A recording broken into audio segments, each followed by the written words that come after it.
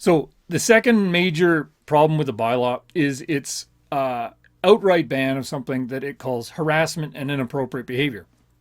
So I think that might sound reasonable to some people, but the devil is in the details. And by details, I mean, how do we define these terms, harassment and inappropriate behavior?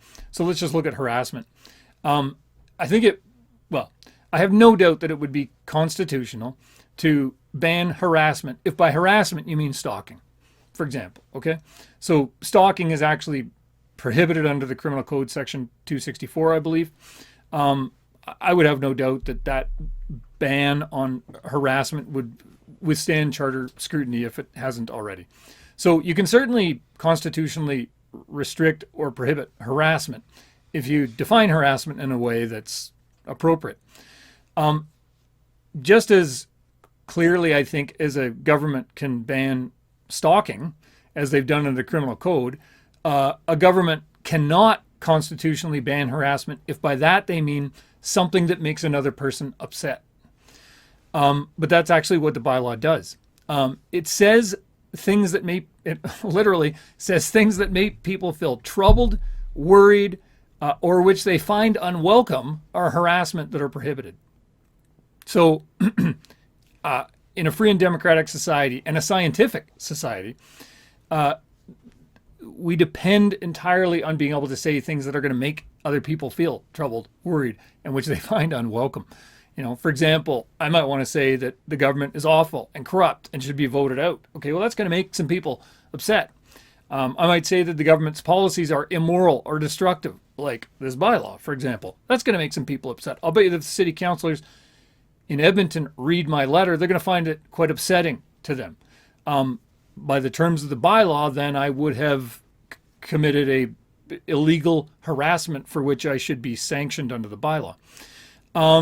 In a free and democratic and scientific society, people in the community should be able to tell other people that they should stop doing something that they like. For example, an environmentalist might want to tell me that I should stop driving cars, or that the oil industry should stop transporting oil either through pipelines or at all, or should not extract oil. That's going to make a lot of people in Alberta very troubled, worried, and unwelcome. And again, in a scientific society, you need to be able to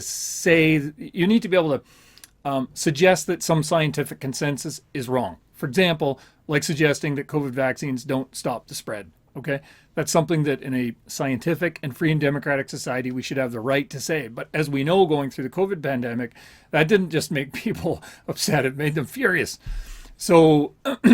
But this is what a free and democratic society looks like. It's saying things that make people upset within limits. You can't say things that make people upset because you scare the heck out of them because you're a stalker, or a threat to murder them or something like that. There are certainly limits, but merely making them upset is well away from appropriate limits in a constitutional democracy. So, I say that the causing people to be upset is the cost of doing business in a free and democratic society. If we have no free expression, then we have no freedom, we have no democracy, and we have no social or scientific progress. So we need to have free expression, including free expression that makes people upset.